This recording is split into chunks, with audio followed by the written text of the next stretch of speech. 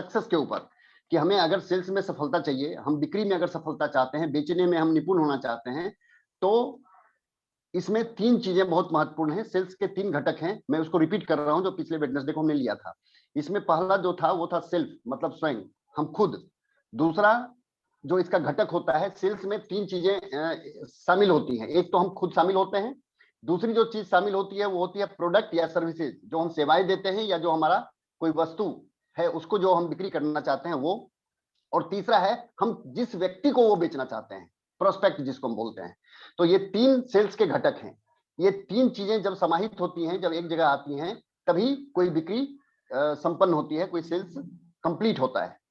अब इसमें गतिविधियां भी 3 तरह की होती हैं।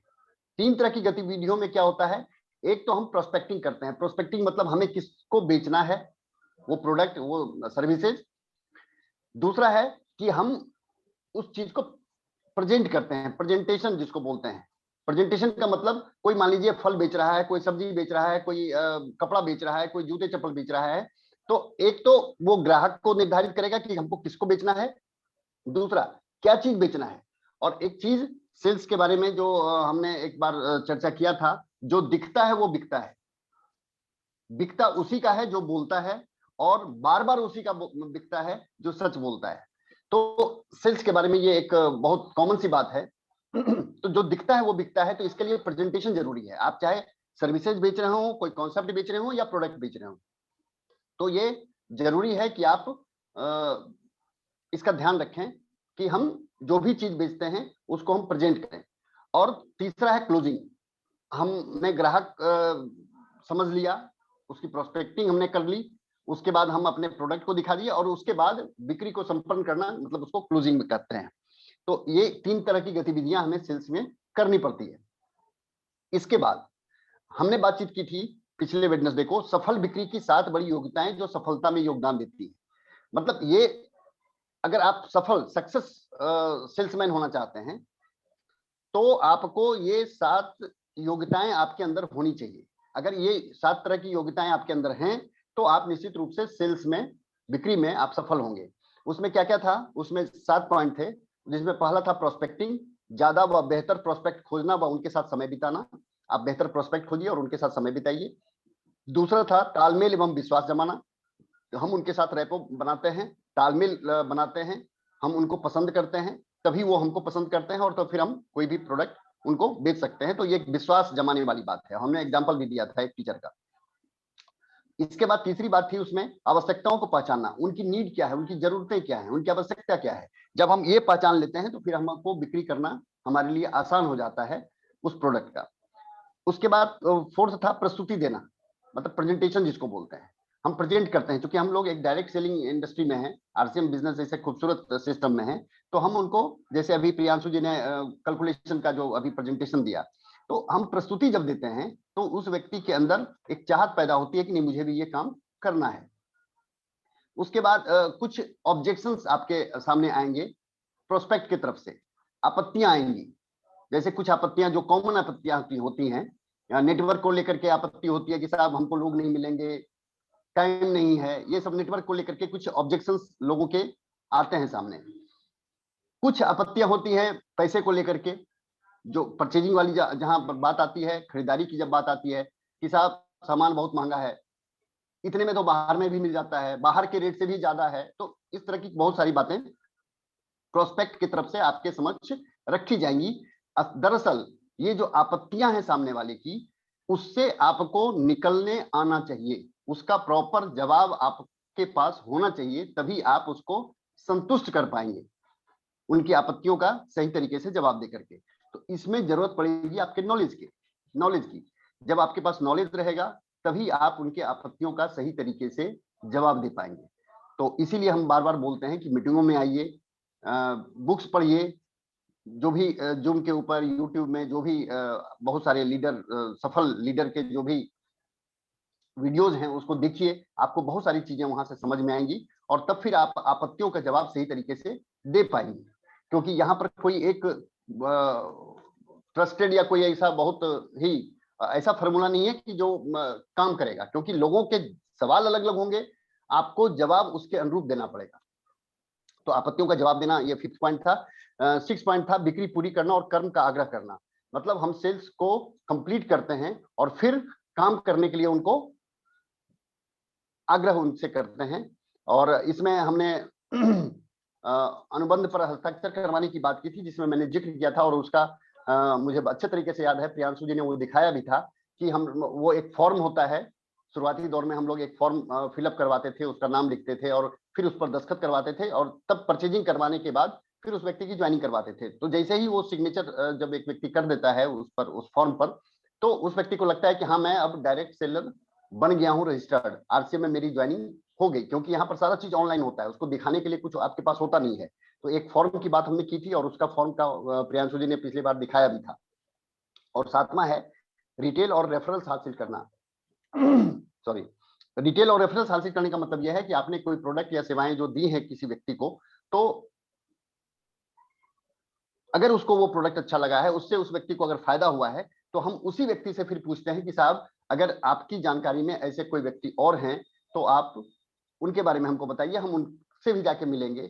जैसे मान लीजिए न्यूट्रिशन पर आप काम कर रहे हैं, न्यूट्री चार्ज किड्स किसी को आपने दिया, या न्यूट्री चार्ज वोमेन आपने किसी को दिया, न्यूट्री चार्ज S5 आपने किसी को दिया, और उस चीज से उस व्यक्ति को बहुत अच्छा फायदा हुआ है, तो हमें क्या करना है, नया व्यक्ति ढूंढना नहीं, हम उसी व्यक्ति से उनका रेफरेंस हासिल करते हैं और इसके माध्यम से फिर जब आगे जाते हैं तो आपका कॉन्टैक्ट लिस्ट भी बढ़ता है और फिर आपका काम बहुत ज्यादा आसान हो जाता है। आज जो मैं बात करने वाला हूं सेल्स के 3 घटक में सेल्फ के बारे में मैं बात करना चाह रहा हूँ आज।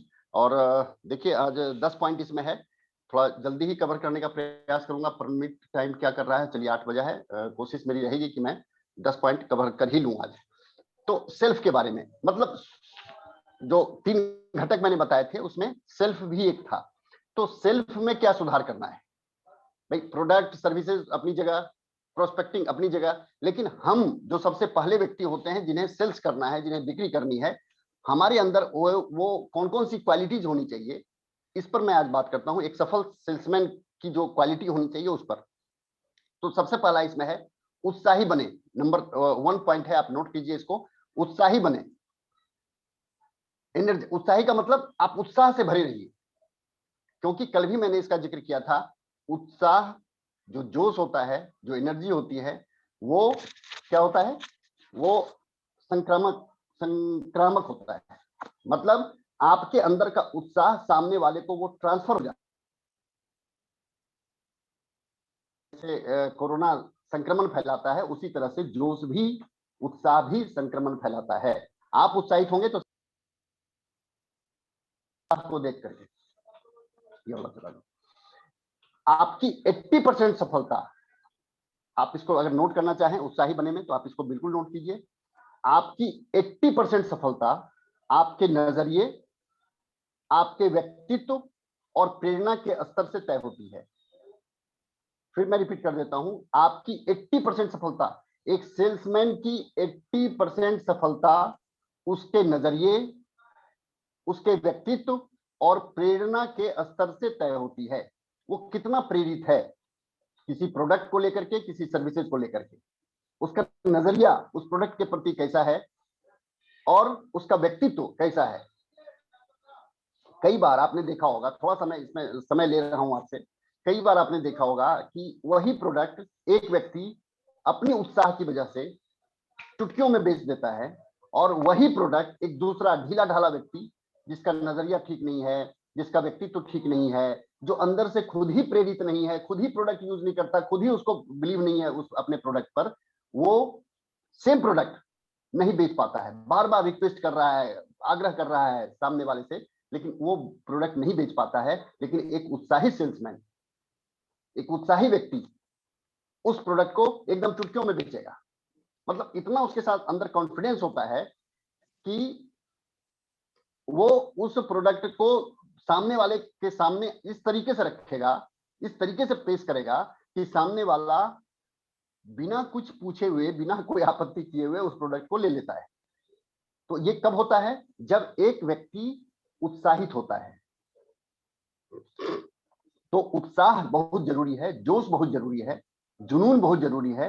एक सफल सेल्समैन की ये क्वालिटी पहली होनी ही चाहिए, और इसी से आपकी 80% 80% सफलता तय होगी, नंबर 1। नंबर 2, अपनी ऊर्जा को ऊंचा रखें। अपनी ऊर्जा को ऊंचा रखें मतलब आप अपने एनर्जी लेवल को हर समय अप रखें। तो इसमें मैं बहुत ऊर्जावान हो जाता हूं। देखिए, हैं सारे लोग बहुत यहाँ पर सफल लोग हैं, मैं किसी को वो नहीं कर रहा हूं, लेकिन मैं एक ऐसे व्यक्ति से, जो खास करके मैं सेल्स की जब बात कर रहा हूं, तो पिंकू जी हैं बख्तियारपुर के, उनको जब मैं देखता हूं तो उनका जो ऊर्जा का लेवल है वो इतना हाई रहता है, इतना हाई रहता है कि मैं कायल हूं उस व्यक्ति का। मैं देखिए बार बार नाम लेता हूं, आप लोगों को भी, कई लोगों को थोड़ा सा जेलेसी फील होता होगा, लेकिन वास्तव में मैं उनके जब वो काम करने के मैं बहुत नजदीक से देखा हूं उनको, तो इतना ऊर्जावान वो होते हैं अपने प्रोडक्ट को लेकर के, और इतने विश्वास के साथ, इतनी उसको क्या कहिए, एक फोर्स जिसको बोलते हैं, वो फोर्स, थोड़ा सा शब्द का चयन गलत है, लेकिन मैं यहाँ पर अपनी बात की, अपनी भावनाओं को समझाने के लिए इस बात को बोल रहा हूँ। इस तरीके से उस प्रोडक्ट को वो पेश करते हैं अपने एनर्जी लेवल के साथ। अरे आप इसको लेके देखिए महाराज, क्या बात करते हैं, बिल्कुल ये काम करेगा, नहीं करेगा उठा के फेंक दीजिएगा मेरे मुंह पर, पैसा वापस कर दूंगा। तो ये क्या है, एनर्जी लेवल उनका इतना हाई है कि सामने वाला अब कुछ बोल नहीं पाता है, भैया चुप मार के वो रख लेता है और पैसे चुपके से पकड़ा लेता है कि भैया ये लो पैसा, भैया प्रभु छोड़ो। तो ये कब होगा, जब आपके ऊर्जा का स्तर बहुत ऊपर होगा। तो अपने उत्साह एक अलग चीज है, ऊर्जा एक अलग चीज है, तो इन दोनों चीजों को समझिए। तीसरा जो पॉइंट इसमें है वो है सकारात्मक अपेक्षाएं रखें। सकारात्मक अपेक्षाएं रखें मतलब देखिए, कई बार क्या होता है, हम बेचना तो चाहते हैं, हम बेचने का प्रयास भी कर रहे हैं, लेकिन अंदर में ही एक लगता है, नहीं लेगा तो, मना कर दिया तो, पैसा नहीं दिया तो, उधार ले गया तो एक बहुत तरह की ऐसी निगेटिव चीजें हैं जो एक व्यक्ति के दिल और दिमाग में चलती हैं। तो अगर आप सामने वाले से निगेटिव अपेक्षाएं रखेंगे, नकारात्मक अपेक्षाएं रखेंगे, ना ना वो तो नहीं लेगा, उसके पास तो कहाँ पैसा होगा, बहुत ढीला ढाला आदमी है, तो आप सफल सेल्समैन नहीं बन पाएंगे। आपको हर समय अपेक्षाएं सामने वाले से सकारात्मक रखनी चाहिए। तो ऑलवेज सकारात्मक अपेक्षाएं रखें। फोर्थ पॉइंट, फोर्थ है सकारात्मक आत्मचर्चा का इस्तेमाल करें। देखिए ये एक बहुत इंपॉर्टेंट चीज है, बहुत इंपॉर्टेंट है, मतलब सारे पॉइंट में सबसे बड़ा जो मैं पॉइंट समझता हूं वो ये है सकारात्मक आत्मचर्चा का इस्तेमाल। ये क्या चीज है, इसको थोड़ा सा समझिए। आत्मचर्चा क्या है, पहले तो इस बात को समझने की जरूरत है। आत्मचर्चा का मतलब जब हमारे इर्द गिर्द कोई नहीं होता, कोई भी नहीं होता, हम अकेले होते हैं, क्योंकि देखिए ये जो मैं टॉपिक ले रहा हूं, ये ले रहा हूं सेल्फ के बारे में, स्वयं के बारे में। आप सब लोग अपने आप को समझिए। तो वहां पर जब कोई मेरे इर्द गिर्द नहीं होता, जब हम किसी से बातचीत नहीं कर रहे होते हैं, तो हम आत्मचर्चा करते हैं, मतलब मन में चीजों को सोचते हैं। तो सकारात्मक चीजें अगर आप सोचेंगे खुद से भी, मैंने कोई भी कुछ नहीं है, ना कोई प्रोस्पेक्ट है, ना कोई कुछ है, तब भी जब आप आत्मचिंतन या आत्मचर्चा करेंगे, खुद से ही चर्चा करेंगे, तो वो चर्चा आपकी सकारात्मक होनी चाहिए। और ये बहुत इंपॉर्टेंट रोल प्ले करता है डायरेक्ट सेलिंग में। देखिए ये तो हर क्षेत्र में बहुत सकारात्मक रोल प्ले करता है, बहुत महत्वपूर्ण रोल प्ले करता है, लेकिन डायरेक्ट सेलिंग में इसका महत्व थोड़ा ज्यादा है। तो जब भी आत्मचर्चा करने की बात हो, खुद से बात करने की बात हो, तो ऑलवेज आपको पॉजिटिव रह करके वो बात करनी है कि ना ना आज तो हमको 1000 का सामान बेच ही देना है। तो ये मन में ही आपके चलना चाहिए। अरे लेगा क्यों नहीं, जब इतना शानदार प्रोडक्ट है, इतना वाजिब कीमत पर है, तो क्यों नहीं लेगा, इतना शानदार सिस्टम है, हम किसी से कुछ मांग रहे हैं क्या, कुछ ले रहे हैं क्या, लोग जब दूसरा सामान यूज कर ही रहे हैं मार्केट से, तो यहाँ से क्यों नहीं कर सकते। तो इस तरह की कुछ सकारात्मक जब आत्मचर्चा का इस्तेमाल करेंगे आप, तो निश्चित रूप से आपके अंदर एक एनर्जी ऑटोमेटिक बिल्ड होगी, आपका कॉन्फिडेंस लेवल बिल्ड होगा, और आप सेल्स को बहुत शानदार तरीके से अंजाम दे पाएंगे। पांचवा पॉइंट है सकारात्मक मानसिक चित्रण का अभ्यास करें। ये भी बहुत महत्वपूर्ण पॉइंट है। सकारात्मक मानसिक चित्रण का अभ्यास करें। मानसिक चित्रण का मतलब क्या है, एक होता है विजुअलाइजेशन, इसको अंग्रेजी में बोलते हैं विजुअलाइज करना किसी चीज का। तो मानसिक तरीके से आप किसी चीज को विजुअलाइज कीजिए। देखिए जब मैंने इस बिजनेस की शुरुआत की थी, तो मुझे स्टेज पर बोलने में बहुत डर लगता था, मैं एकदम भगवान से मनाता था, भगवान भगवान करता था कि मुझे समय स्टेज पर ना मिले, बोलने के लिए मुझे सुजीत सर नहीं बुला लें स्टेज पर। इस डर से मैं कई शुरुआती दौर की मैं बात कर रहा हूँ, मैं पीछे ही बैठता था जब तक कोई अचीवमेंट नहीं आया, मुझे पीछे बैठो भैया, कोई बुलाएगा नहीं, आराम से सुन लो बात, काम करो अपना। तो अभी भी बहुत सारे लोग इस माइंडसेट के साथ होते हैं। लेकिन जब धीरे धीरे हमने बिजनेस किया, बिजनेस करने के बाद कुछ लेवल आया, लीडरशिप, रॉयल्टी, ये वो, तो भैया जब आपके पास लेवल आ जाता है, जब आप वाइटल लेवल पर आ जाते हैं, रॉयल्टी पर आ जाते हैं, तो आपको स्टेज पर जाना ही पड़ेगा। आप बहुत लंबे समय तक, और मैंने ऐसे कई पिन अचीवर्स को देखा है कि स्टेज के डर से लोग इस सिस्टम से आउट हो गए, और उन्होंने खुद कहा कि सर मुझे स्टेज से डर लगता था इसलिए मैं इस सिस्टम से आउट हो गया। मैं बोला यार, मैं माथा ठोक लिया। तो वहां पर मानसिक चित्रण जो है वो बहुत बड़ा रोल प्ले करता है। मानसिक चित्रण का मतलब क्या है कि थोड़ा सा आपने कुछ किताबों को पढ़ा, कुछ वीडियोस देखा, और आप जब अकेले होते हैं तो एक पिक्चर, एक विजुअलाइजेशन अपने दिमाग में ये डालिए कि मेरे हाथ में माइक है, 500 लोग मेरे सामने हैं, और मैं उन लोगों को संबोधित कर रहा हूं, मेरी हर बात पर लोग ताली बजा रहे हैं। ये सब क्या है? मानसिक चित्रण है। प्रोडक्ट सेल की बात अगर हो तो उसमें भी हम मानसिक चित्रण कर सकते हैं कि एक व्यक्ति आया जो दांत पकड़े हुए है, सामने आया है, और मैं उसको ऑलराउंडर टूथपेस्ट के बारे में, उसकी खासियत, उसकी विशेषताएं बता करके उसको दे रहा हूं, और देते ही जैसे ही उसने उस पेस्ट का इस्तेमाल किया, उसका दांत दर्द ठीक हो गया। कोई एक महिला है जो बहुत एकदम से दुबली पतली है, बहुत वीकनेस है, वो सलाइन चढ़वाने के लिए जा रही है, और उसको हमने तुरंत न्यूट्रीचार्ज वुमेन दिया, और एक सिप का घोल करके तुरंत एक ड्रिंक पिला दिया, या एनर्जी ड्रिंक है तो एनर्जी ड्रिंक पिला दिया, और वो महिला जो है तुरंत एकदम तरोताजा महसूस कर रही है, और आधे घंटे में ही। अब ये क्या करना है, आप दीजिए या नहीं दीजिए, आपने इस चीज को विजुअलाइज किया अपने मानसिक चित्रण में, मानसिक तौर पर आपने उस चीज को विजुअलाइज किया, और जब विजुअलाइज करते हैं तो वही चीज एक्चुअलाइज होती है, मतलब वही चीज आपके समक्ष फिर आती है। तो मानसिक चित्रण सकारात्मक होना चाहिए, इसका अभ्यास कीजिए। जितना ज्यादा अभ्यास करेंगे निश्चित रूप से इसके बहुत शानदार परिणाम आपको मिलने वाले हैं। 6 पॉइंट इसमें है, सकारात्मक मानसिक आहार लें। बहुत इंपॉर्टेंट बात है ये, सकारात्मक मानसिक आहार लें। देखिए, हम भोजन, आहार तो हम सब लोग कर रहे हैं, शरीर को आहार की जरूरत है। हम कार्बोहाइड्रेट लेते हैं, हम प्रोटीन लेते हैं, विटामिन, मिनरल्स, फाइबर, सारा चीज ले रहे हैं। किसको ठीक करने के लिए? अपने शरीर को ठीक करने के लिए। लेकिन ये पूरे शरीर का जो कंट्रोल है, उसके लिए हम क्या आहार दे रहे हैं, उसको क्या आहार दे रहे हैं, ये जरूरी है। क्योंकि आप अगर इसको आहार नहीं देंगे ना, तो आप खूब देखते हैं कि बहुत सारे लोग बहुत हट्टे कट्टे हैं, ठीक है, फिजिकली फिट भी हैं, लेकिन ये इससे खाली है, वो दिमाग से। तो दिमाग से खाली का मतलब है कि मानसिक आहार वो नहीं ले रहे हैं। मानसिक आहार, डायरेक्ट सेलिंग में या दुनिया के किसी भी क्षेत्र में आप कामयाब होना चाहते हैं तो शरीर के आहार के साथ साथ मानसिक आहार लेना बहुत जरूरी है। एक वकील, एक डॉक्टर, एक इंजीनियर, एक प्रोफेशनल, जितने भी लोग हैं, ये सिर्फ शरीर का आहार नहीं लेते, ये मानसिक आहार भी लेते हैं। एक अच्छे डायरेक्ट सेलर्स को, एक अच्छे पिन अचीवर्स को, एक अच्छे बिजनेसमैन को भी मानसिक आहार लेने की जरूरत है। और ये शारीरिक आहार से ज्यादा जरूरी है, इस बात को आप समझिए। क्योंकि आपकी सफलता, आपका इनकम, आपका स्टेटस, आपका लाइफ स्टाइल, सारा कुछ अगर तय करेगा तो वो करेगा आपका मानसिक आहार। और इसमें 3 बातें हैं, 3 एक्टिविटीज हैं। अगर हर व्यक्ति इस काम को करेगा तो निश्चित रूप से उस व्यक्ति में बहुत सारा कुछ सुधार होने वाला है। तो उसमें जो पहला है, सकारात्मक मानसिक आहार लें। तो ये किस तरह का आहार लेना है, मैं आपको पीवीएमएफ की बात नहीं करूंगा, उस पर बहुत अच्छी बात प्रियांशु जी बोलते हैं पीवीएमएफ के ऊपर, आपको कभी प्रोडक्ट ट्रेनिंग में वो देंगे।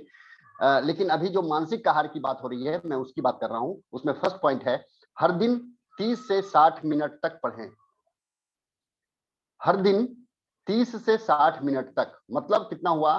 30 मिनट का मतलब हुआ आधे घंटे से लेकर के 1 घंटे तक।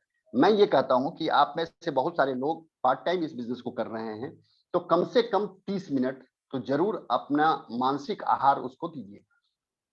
कोई अच्छी किताब, पॉजिटिव एटीट्यूड की किताब, या ऐसी कुछ किताब जो आपको लगती है कि वो आपका वीक है उस किताब का अध्ययन कीजिए, कम से कम हर दिन 30 मिनट। इससे आपके दिमाग को जो खुराक मिलेगी, आपके ब्रेन का डेवलपमेंट होगा। आपके टीम में बहुत अच्छे अच्छे लोग अभी तो आने शुरू हुए हैं और लोग आएंगे, तो उनको संभालने के लिए जरूरी है कि आप मानसिक रूप से मजबूत रहें।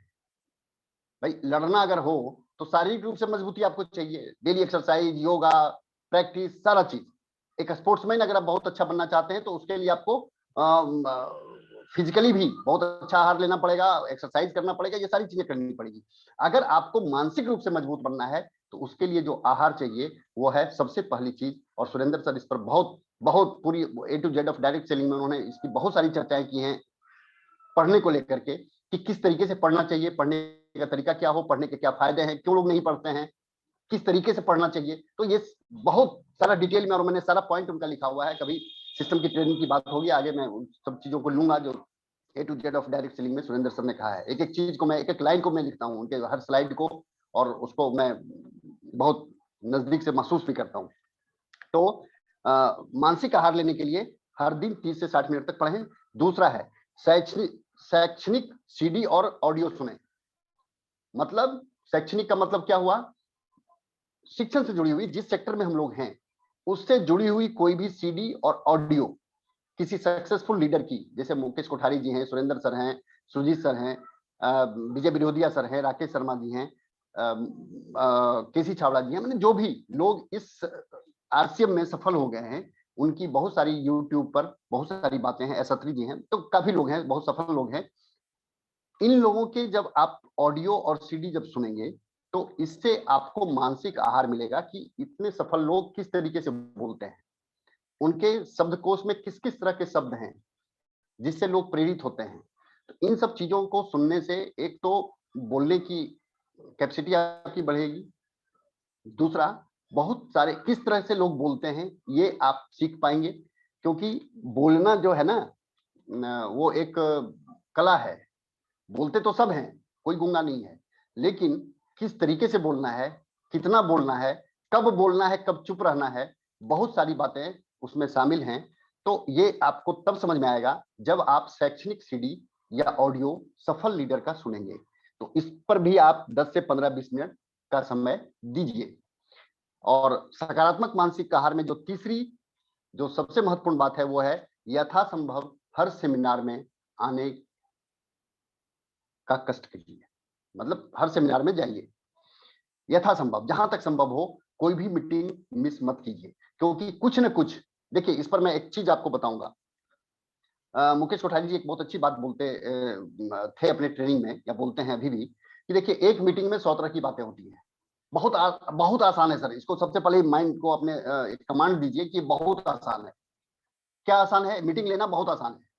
और इसको इतना बढ़िया तरीके से उन्होंने कहा ना कि मुझे बहुत, मेरा दिल गदगद हो गया।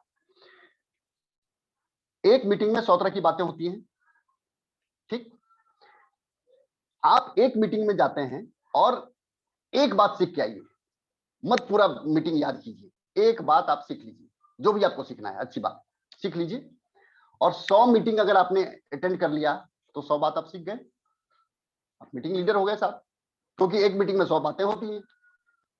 बहुत सिंपल फॉर्मूला है ये, और ये मुझे बहुत अपील किया, इसलिए मैं कोई भी मीटिंग ट्रेनिंग नहीं छोड़ता हूँ।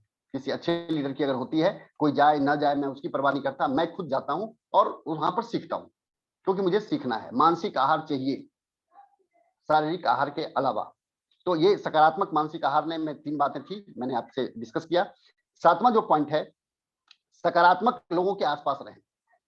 7th पॉइंट बहुत इंपॉर्टेंट है, सकारात्मक लोगों के आसपास रहें। देखिए 2 चीजें हैं, मैं इसका जिक्र, ये चूंकि सिस्टम की बात हो रही है इसलिए मैं एक चीज बताता हूं, और इस चीज को थोड़ा सा जहन में अगर आप लोग बैठा लीजिएगा तो एक लॉयल डिस्ट्रीब्यूटर भी आप बनिएगा, और ये आपके बहुत पूरे जीवन में काम आने वाली चीज है। हम अच्छे लोगों के साथ रहें, ये बहुत अच्छी बात है। हम RCM का प्रोडक्ट यूज करें, बहुत अच्छी बात है, लेकिन बाहर के प्रोडक्ट से हम परहेज करें, ये उससे ज्यादा जरूरी बात है। हम नकारात्मक लोगों से दूर रहें, ये उससे ज्यादा जरूरी बात है। मेरी बात शायद मैं क्लियर नहीं हो पा रहा हूं, मैं फिर से इसको रिपीट कर देता हूं। अच्छे अच्छे लोगों के साथ हम रहें, ये बहुत जरूरी है, आवश्यक है, अति आवश्यक है। लेकिन इससे भी ज्यादा आवश्यक अगर कुछ है तो वो है कि हम नकारात्मक या गलत तरह के लोगों के संपर्क से दूर रहें, ये उससे ज्यादा जरूरी है। तो इस बात का हर समय ध्यान रखिए। और किसी भी चरित्र का निर्माण, जो एक किताब में पढ़ रहा था, तो गीत आपकी में वो बहुत अच्छी बात शिव खेड़ा जी लिखते हैं कि आप अच्छे लोगों के संगत में हैं तो आपको देखेंगे लोग, अरे बहुत अच्छे लोगों के संगत में ये है। लेकिन उससे ज्यादा जरूरी है कि आप गलत लोगों के संगत से दूर रहें। तो इस बात को जहन में बिठाना है। सकारात्मक लोगों के आसपास रहिएगा तो सकारात्मकता फैलेगी। आप लोगों को सकारात्मक कीजिएगा, लोग आपको करेंगे। तो इसका ऑलवेज ख्याल रखना है, क्योंकि ये स्वयं से जुड़ा हुआ मामला है। 8वां पॉइंट है इसमें, अपने क्षेत्र में विशेषज्ञ बनिए। अपने क्षेत्र में विशेषज्ञ बनिए, ये भी एक बहुत ही इंपॉर्टेंट पॉइंट है। देखिए, कोई भी ज्ञान एक व्यक्ति को सफलता हासिल नहीं करवाता, ये या एक व्यक्ति किसी ज्ञान को लेकर सफल नहीं बनता, उस विषय का विशेष ज्ञान उस व्यक्ति को सफलता दिलाता है। तो हम लोग डायरेक्ट सेलिंग में हैं, आरसीएम जैसे खूबसूरत सिस्टम में हैं, यहाँ पर हमें विशेषज्ञ बनना है। अब विशेषज्ञ हम हर चीज में नहीं बन सकते। अब एक डॉक्टर बहुत अच्छे बिल्डिंग का डिजाइन भी बना लेगा, ऐसा संभव नहीं है। तो आप जिस क्षेत्र में हैं, आपका कमांड जिस क्षेत्र में है, आप उसके विशेषज्ञ बनिए। यहां पर कहने का भाव यह है, अब जैसे कोई व्यक्ति अगर सेल्स में बहुत शानदार है, सेल्स के ऊपर उस व्यक्ति का बहुत अच्छा कमांड है, बहुत अच्छे से बेच सकता है, तो आप उसके एक्सपर्ट बन जाइए, खूब बिक्री कीजिए। 5,000 तक डायमंड क्लब तक अपने आप को सीमित मत रखिए। अगर आप बेच सकते हैं तो हर महीने 10,000 क्यों नहीं, हर महीने 25,000 क्यों नहीं? पैसा तो अल्टीमेटली आप ही के पास जाना है भाई। अभी अपने कैलकुलेशन पार्ट में प्रियांशु जी ने आपको सारा चीज सिखाया कि भाई आप जिस भी परसेंटेज पर हैं, अगर आप 32% पर हैं, आप 5,000 कीजिएगा तो 1,600 रुपए आएंगे। 10,000 भी अगर आप हर महीने करते हैं तो वो पैसा 32% के हिसाब से और ज्यादा आएगा। तो इस चीज को थोड़ा सा समझने की जरूरत है। कोई व्यक्ति अगर नेटवर्क में का विशेषज्ञ है, उसको बातचीत करने में बहुत मजा आता है, वो बहुत लोगों की ज्वाइनिंग करवा सकता है, तो आप उसी में बहुत आगे बढ़िए। कोई व्यक्ति अगर काउंसलिंग में बहुत विशेषज्ञ बनना चाहता है कि हम साहब काउंसलिंग करके जो भी हमारे डीएक्टिव लोग हैं उनको हम एक्टिवेट करेंगे, जिनकी आईडी टर्मिनेट हो गई है उनकी आईडी फिर से हम वापस एक्टिवेट करवाएंगे, तो आप उसके ऊपर काम कीजिए। लेकिन आपको उस क्षेत्र के का विशेषज्ञ बनना पड़ेगा। तो अपने क्षेत्र में विशेषज्ञ बनिए। ये काम खुद से स्वयं का है, इसलिए खुद ही करना पड़ेगा। 9वां पॉइंट इसमें है, अपने काम के बारे में गंभीर बनिए। अपने काम के बारे में गंभीर बने। जो हमारा काम है, देखिए अभी गंभीरता लोगों के अंदर नहीं है, इसी वजह से लोगों का बिजनेस नहीं बढ़ रहा है। हम कहीं ना कहीं बहुत कैजुअल तरीके से, बहुत आरामदायक तरीके से अपने कंफर्ट जोन से बाहर निकल के काम नहीं कर पा रहे हैं। हम बहुत गंभीरता से इस बिजनेस को नहीं लेते हैं, बहुत गंभीरता से हम अपने करियर को नहीं ले रहे हैं। इस वजह से ये बिजनेस में सफलता हमें देर से मिल रही है। जिस दिन हम अपने काम के प्रति गंभीर हो जाएंगे, मॉर्निंग के सेशन में बहुत सारे लोग नहीं आ पाते हैं, क्यों? क्योंकि वो काम के प्रति गंभीर नहीं है, इस मीटिंग की गंभीरता को नहीं समझ रहे हैं। जिस दिन उनको इसकी गंभीर आने लग जाएंगे, और जो गंभीर हैं वो आ रहे हैं, तो अपने काम के प्रति गंभीर बनिए। अगर आपको सेल्स करना है तो बिल्कुल आप सेल्स के ऊपर आपको गंभीरता से सोचना पड़ेगा। आप चाहे किसी भी, मैं सिर्फ डायरेक्ट सेलिंग या आरसीएम की बात नहीं कर रहा हूं, आप इंश्योरेंस सेक्टर में भी अगर हैं तो आपको वहां पर गंभीर बनना पड़ेगा। आपने जो टाइम दिया हुआ है, आपने अपने प्रोडक्ट की डिलीवरी का कोई समय दिया हुआ है, आपने किसी से कहा है कि साहब मैं कल आपको सामान पहुंचा दूंगा, तो ये जो एक्टिविटीज है उसके प्रति अगर आप गंभीर नहीं होंगे, कैजुअल तरीके से अच्छा ठीक है चले जाएंगे ना, आज नहीं दिए तो क्या हुआ, कल चले जाएंगे, अच्छा आज नहीं खरीदारी किए तो क्या कल कर लेंगे, तो ये गंभीरता नहीं दर्शाता है। तो आपको हमें सब लोगों को थोड़ा गंभीर बनना पड़ेगा इन सब चीजों के प्रति। और 10वां है, गोल टारगेट बनाकर क्या काम करें। ये लास्ट है, गोल और टारगेट बना के काम करें। अगर आप सेल्स में कामयाब होना चाहते हैं तो टारगेट बनाइए कि नहीं, आज तो मुझे 1,000 बिजनेस अपने आईडी पर बढ़ते हुए दिखाना ही है। अगर टीम से हो गया तो बहुत अच्छा, नहीं तो मैं खुद ही परचेजिंग करके, खुद ही रिटेल करके 1,000 का मेरे प्रयास से आज बिजनेस बढ़ेगा। ये छोटे छोटे टारगेट है, मैक्रो टारगेट है। छोटी टीम आपकी है तो 500 बीवी का टारगेट आप ले सकते हैं, थोड़ी बड़ी टीम है, अच्छे खासे लोग हैं तो 1000 बीवी का लीजिए, और बड़ी टीम है तो कम से कम 5000 का लीजिए। तो जितनी बड़ी टीम है अपने लोगों के हिसाब से आप एक टारगेट बनाइए और उस टारगेट के हिसाब से प्रतिदिन का एक माइक्रो गोल बना करके अगर आप काम करते हैं तो निश्चित रूप से आपके पर्सनालिटी में हर तरह का डेवलपमेंट होगा, क्योंकि आपने मानसिक आहार भी ले लिया, आपके अंदर एनर्जी भी आ गई, आप उत्साहित भी हैं, के भी साथ हैं, आपने अपने टारगेट बना करके आप अपने गोल को अचीव कर रहे हैं, तो अपने क्षेत्र के विशेषज्ञ भी बनेंगे, क्योंकि जितना ज्यादा लोगों से आप मिलेंगे उतनी ज्यादा बातें आपको सीखने को मिलेंगी, बहुत सारी जो ऑब्जेक्शंस हैं उसको हैंडल करने में आपको मदद मिलेगी।